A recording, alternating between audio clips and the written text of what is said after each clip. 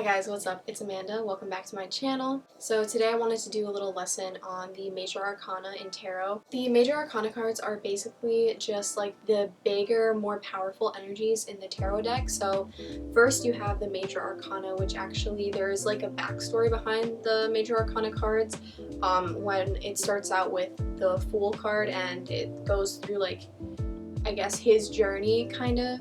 I might be like explaining it wrong, but that's all I really know about it. I read the story once and I kind of forgot about it, so you can definitely look it up though. They're basically just like the major energies in the tarot deck, so I did want to kind of give a little rundown of that because I have been asked by you guys on like TikTok and stuff to kind of give a little more like of lessons about how to do tarot and stuff like that. So the last thing I want to say before I get into the actual cards and the meanings of the cards, these are meanings that I have figured based on my own practice of it for the past few years, as well as like my own practice and my own research. I've looked up the meanings of these cards. I know the general meanings and I also know the specific meanings to me and what resonates to me, so that's basically kind of like what I'm going to be going into in this video. So without further ado, let's go into the Major Arcana. So the first card of the Major Arcana is the Fool card. It looks like this. The Fool basically represents like new beginnings and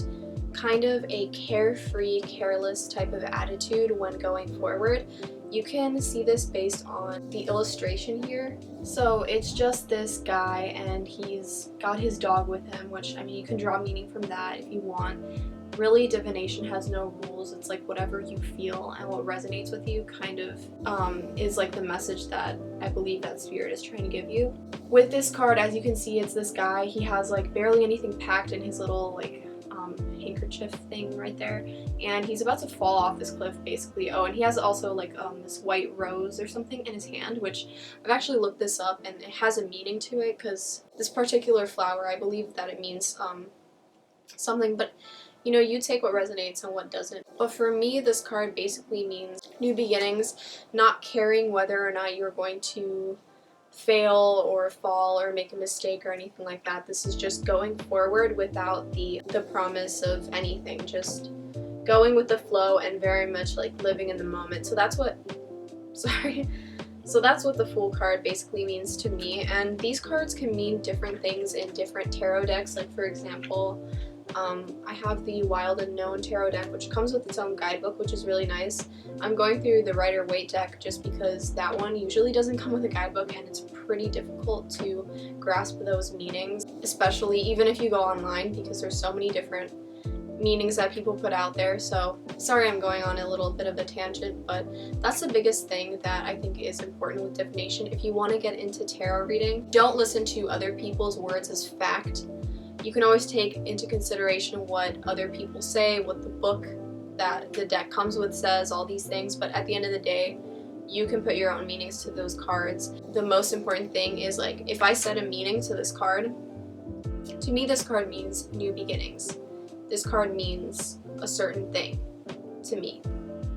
I can't really, like, well, you can, okay, but you shouldn't really change the meaning. Sometimes new things can pop out to you when the card comes up, but at the end of the day, it has the same basic general meaning, because that way you never question what it means when it comes out of the deck. That's why you need to have like a really good relationship with your cards when you first get them. So let's continue. The next card is the Magician right here. Looks like this. So this card has a lot of different meanings to me. Because I have this card in like a few different decks as well, but in this deck, what this card means to me is, well, first off, this is like the Gemini card, the Magician, the Trickster, that kind of energy. So it can be good or bad. It really depends what other cards are around this card for that kind of meaning, whether it's good or bad. But to me, like, just on its own, it kind of just represents like having all the elements and tools in your favor in order for you to do whatever that you want to do at that moment. That's what this card means to me. It's pretty simple. Like, as you can see, there's a lot of things you can draw meaning from in this card. The reason I say that I feel like it means like all the tools on the table and all that stuff. Sorry, I'm like really dark in the corner right here. The reason I say that is because there's all the elements on the table right there for him to utilize, as well as this wand that he's holding. There's also an infinity sign above his head, which you can draw meaning from as well. But yeah, for the most part, this card to me means like mastery of something, like you're learning how to master something, or you are using a lot of different tools and things in your life. You're utilizing a lot of different things for a certain outcome. The next card is the High Priestess card, which is my favorite card. This card represents, I believe, Virgo and also Pisces. I've heard both. As you can see, it is just this High Priestess and she's sitting on like a throne. I've looked up the meanings of these pillars before, the B and the J. It has something to do with like, oh, I'm gonna sound kind of ignorant, but it has something to do with like the Torah or something like that.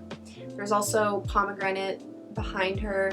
If you know about Greek mythology, you might know this story. It is the story of Demeter and her daughter Persephone, and how Persephone gets kind of swept away by, what's his name? Hades. By Hades. And he makes her eat these pomegranate seeds that keep her with him in the underworld. And yeah, that's basically where like the pomegranate seeds come from. You can draw meaning from that as well if you'd like to. I usually just, with this card, what this card means to me is basically like intuition. This card tells me that you would need to listen to your intuition, that your higher self is speaking to you, because that is what the High Priestess is. She's very much like a silent person.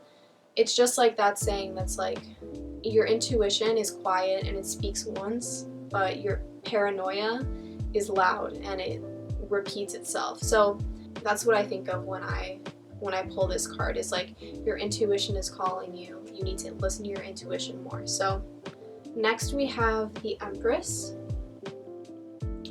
Sorry if this is like awkward that I'm leaning forward, but here she is. So this card, I know it's not the third card of the Major Arcana, it's the fourth, but when I see this card, I always feel the number 3, or I hear the number 3. I don't know why. I think it's because actually this card represents expansion and growth, and 3 also represents that, so that's why like they kind of link in my head a little bit. But the Empress is very much like feminine energy. She's like the mother, the giver. This is a card of abundance, of bountifulness, like fruitfulness. Those are the words I'm hearing. And like this is the card of Venus. Like I think of Taurus when I see this card. I don't know if it's actually the Taurus card, or like if it's been claimed as that, because some of these cards, like if you look them up, you'll see what zodiac sign they're associated with, but I believe it's Taurus. So the Empress really just can tell me a few different things. So one of the first things, which is like one of the least common things, is pregnancy. This can mean pregnancy. It can also mean, more than anything, to me, creativity. I just see a lot of like colors, creativity, growth. Also somehow groundedness, like being grounded and enjoying like the pleasures of life, kind of. Just being like sitting in your feminine energy, like feminism. These are kind of the types of meanings that I would see in this card, or that I feel for this card. Next, of course, since we have the Empress, now we have the Emperor right here. So the Emperor, I know this is the Aries card. So is the Fool. The Fool is also associated with Aries, but this one is associated with Aries very much, especially with the rams right here next to him in his chair. This card more or less like tells me, it screams masculine energy, right? Like it's like a father figure, grandfather, a male with a lot of power definitely is what I would feel when I pull this card. Also like confidence as well as groundedness, just like the Empress, like very grounded, all-knowing, kind of like not the impulsiveness of Aries, but yeah, the confidence and the self-assurance of Aries is what I feel with this card. Next we have the Hierophant. So this card is like spiritual teacher, kind of. It's one of the weirder cards of the Major Arcana, if I can say that. Because it's like a spiritual teacher, spiritual leader. Like, some of the cards really, for me, come up as people. Like, I feel like they are people, and like whoever I'm giving the reading to in their life. The Hierophant is definitely like spiritual teacher. Maybe you should become a spiritual teacher, or one is going to enter your life, or you should seek one out. Now, this can also mean like ceremonies or like unions of some kind, like a wedding, like a marriage. If you can see, there's like two guys, like heads down here, and they're listening to him. So it's like that, and it could also be a call to like go to church, stuff like that. You know, it's very much like spiritualness, but in like the grounded real world. So that's why I think of like a spiritual teacher or a church, temple, something like that. So that's what I see with this card. Next up, we have the Lovers, which is a crowd favorite. Hold on, if it'll focus. So this card is super beautiful. I love this card. But to me, obviously, this card represents a relationship or love. It can also mean decisions. I remember looking that up, like when I was reading, or when I was learning tarot at first. Like, this card can mean like a decision, or it can mean, you know, love in a relationship. But honestly, I see it as like a relationship, and definitely just an overall good card. I don't want to complicate it too much. Like, it's literally just Adam and Eve and the angel, but you can see there's like the tree of what is that, the tree of life or whatever. There's the tree with the flames, and also the tree with the snake. You can draw meaning from that. Also, like, for me, it could really mean like the balance that you need to find in a relationship, how not everything is going to be perfect. There's going to be the evil, the good and the bad, the good and the evil in your relationship, and that is something that you're going to have to learn to commit to and learn how to deal with when you're in your relationship. So that is kind of the meaning I get from the Lovers card. Next up, we have the Chariot right here. This card is like the Cancer card.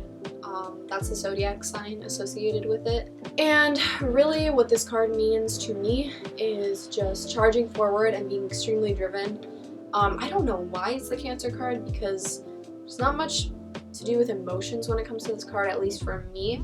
And then there's the black and the white, like tiger looking things, or are they lions on the bottom there? So that kind of, to me, I hear like yin and yang. It's like good and bad, you know, like how you need to kind of, a lot of these cards are about balance. This is kind of what I like feel when I think of, or when I look at that in the card. I think of like yin and yang and the good and the bad, and how you have to work with both in order to like keep the wheels turning and like go forward, you know, and like charge forward, because this is very much about like charging forward, you know. The next card is the Justice card right here. As you guys can guess, this is the Libra card. This card was really hard for me to learn at first. I was like, what does it mean? So it can obviously mean like lawsuits.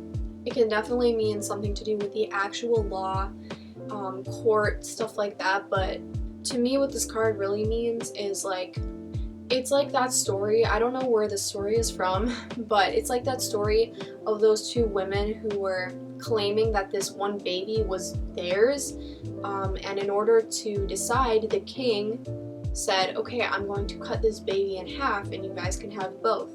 See, because that's equality, but the baby will die, right? So of course the real mother is like, okay, no, she can keep the baby because she wants to keep the baby alive. And the fake mother is like, okay, yeah, I'm down.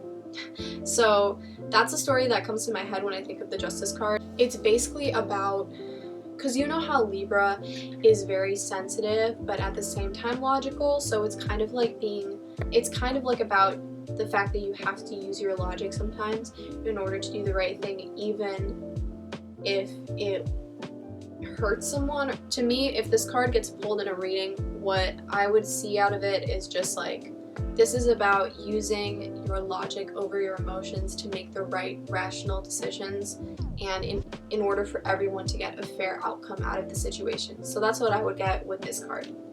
Okay, next up we have the Hermit card, which is also a Virgo card. Now this card, I mean, it's pretty self-explanatory, honestly. It means isolation, keeping to yourself.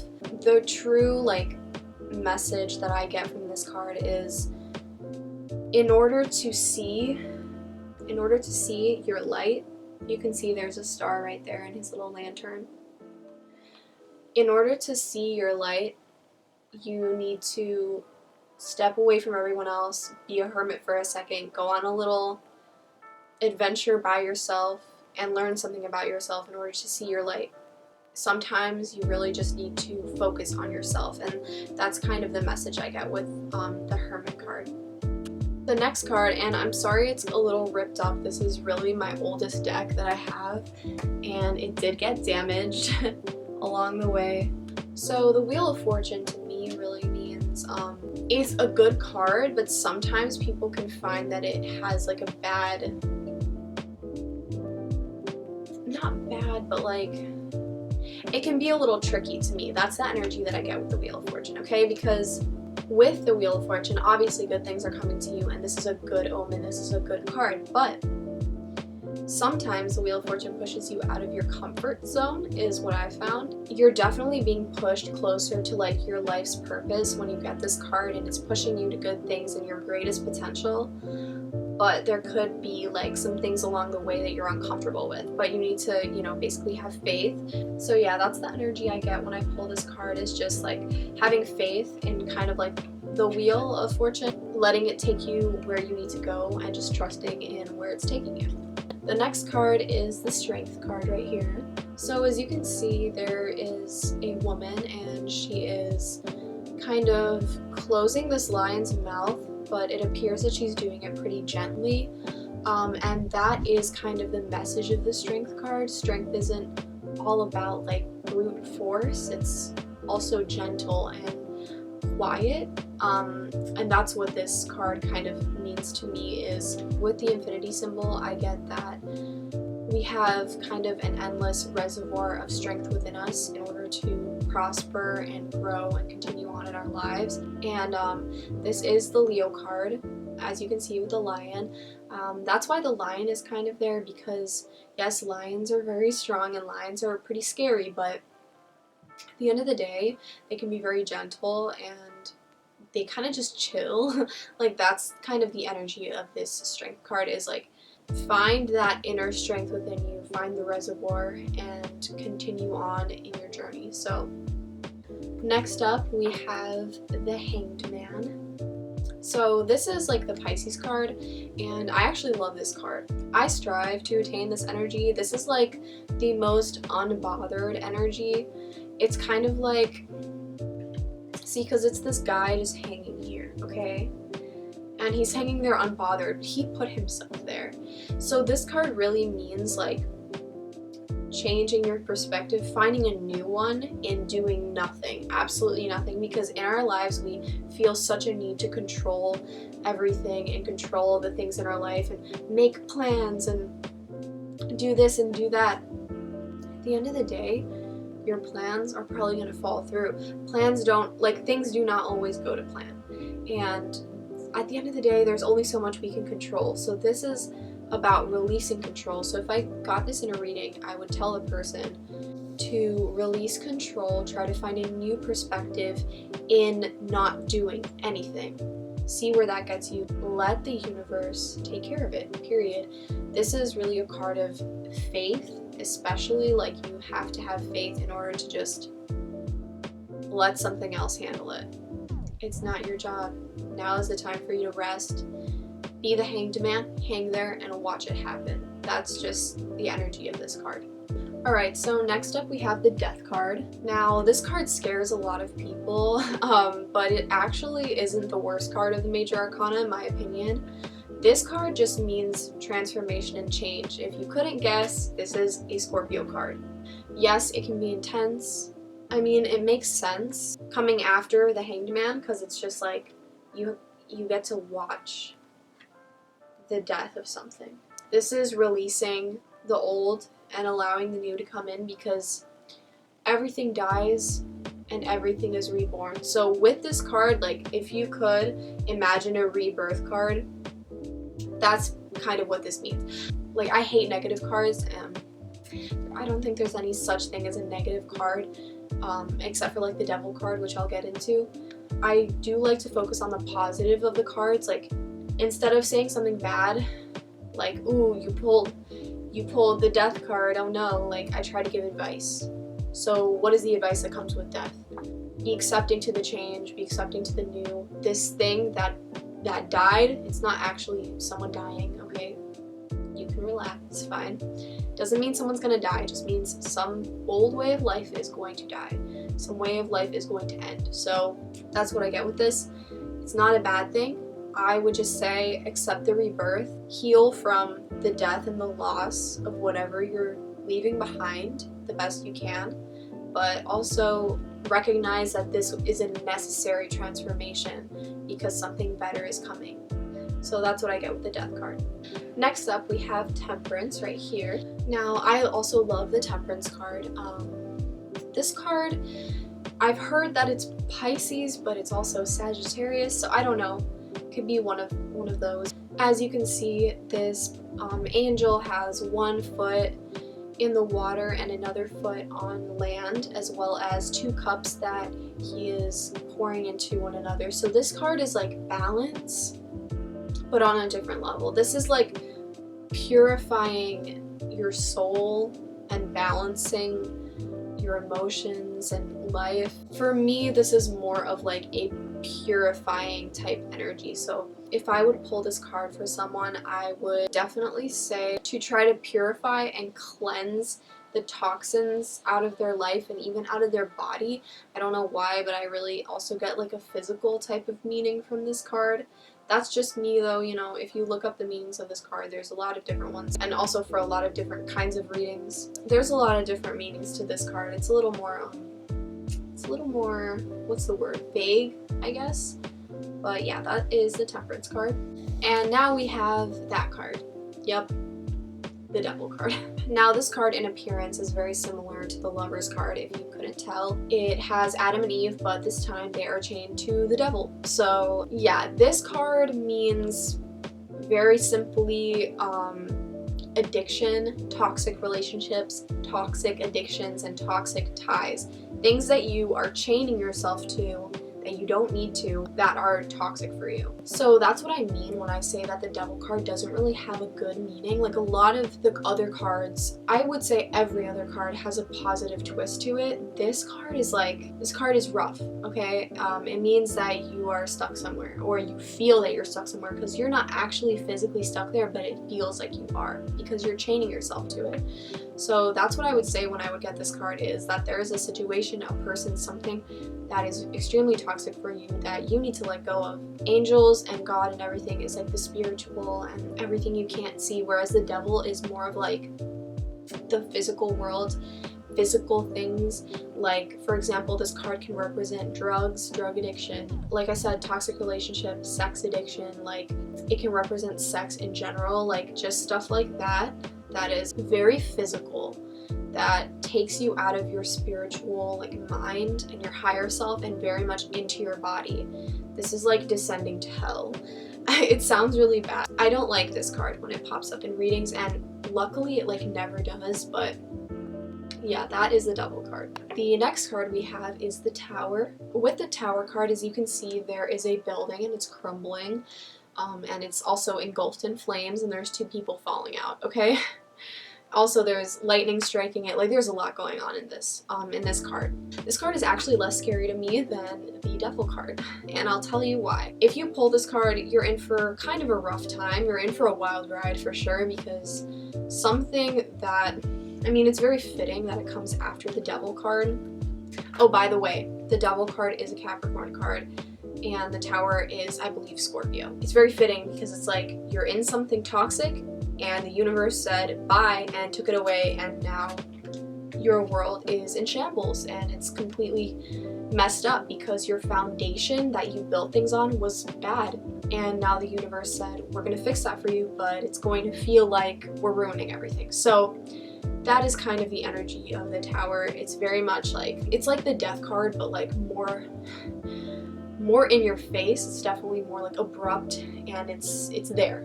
She's not hiding, you know? In a way, I feel like the Death card has just like a smoother transition into change, versus the Tower is like very much like, we are tearing this shit down now, you know? So that is the energy of the Tower. Next up, we have the Star. As you can see, there is a woman pouring 2 jugs of water, one onto land and one still in the water. This card, to me, well, first off, it is big Aquarius energy, of course, because this woman is literally a water bearer. So this card, long story short, is like hope.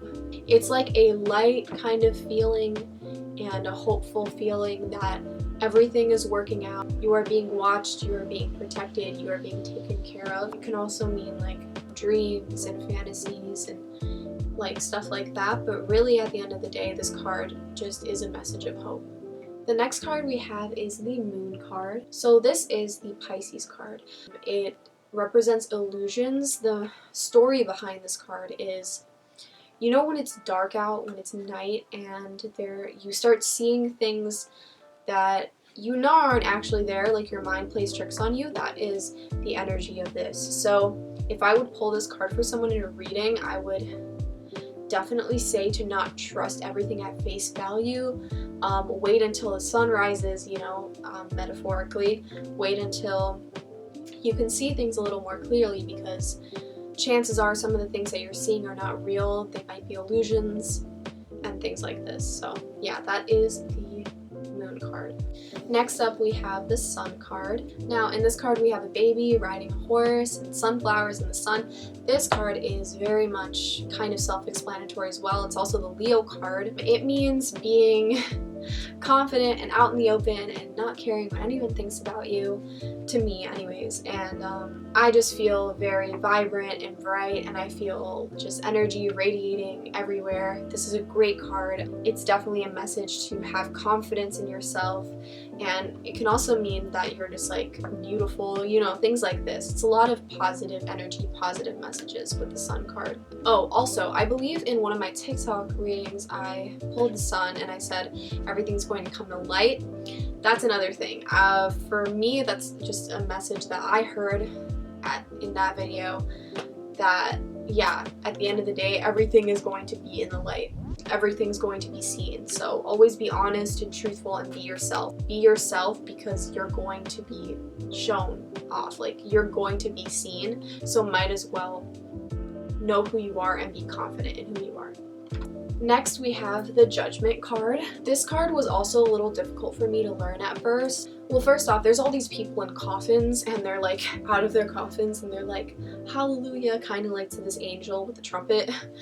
But basically what that means to me is finally showing yourself for who you are, accepting your flaws, because a lot of the time we like to deny our flaws, we like to deny the things that we have done wrong, that, you know, instead of running from it, this is like finally accepting it, letting it be, and letting yourself be judged for it, and being like, this is who I am, these are the things I've done, I am not perfect, but I am ready to be judged, I'm ready to be taken in. You know, this is kind of a religious card. It's like, also like the Temperance card, like I was saying, like being purified because you accept yourself. It's like when you go to like confessional or something like that and you let go of all your sins, like that is because you admit to them. Like that is the energy of the Judgment card. So last but not least, we have the World card. This card wraps up the Major Arcana. It is a very good card to get. This was also a more challenging card for me to understand, but for me, what this card means is looking at the world, all the possibilities, taking everything you've learned with you and venturing out into the new world, into your new skin, like after maybe a spiritual awakening, something like this. It basically means like you're going to be living your best life. Yeah, it's more of like a simple meaning to this card. I also don't remember what zodiac sign is associated with this. I will put it somewhere on the screen. But yes, that is the World card. Alright guys, that wraps up the Major Arcana. If you guys would like me to go into the suits or the elements in the tarot or anything else you'd like to learn about spirituality, please let me know in the comments below. Thank you so much for the love, and I will see you in the next video.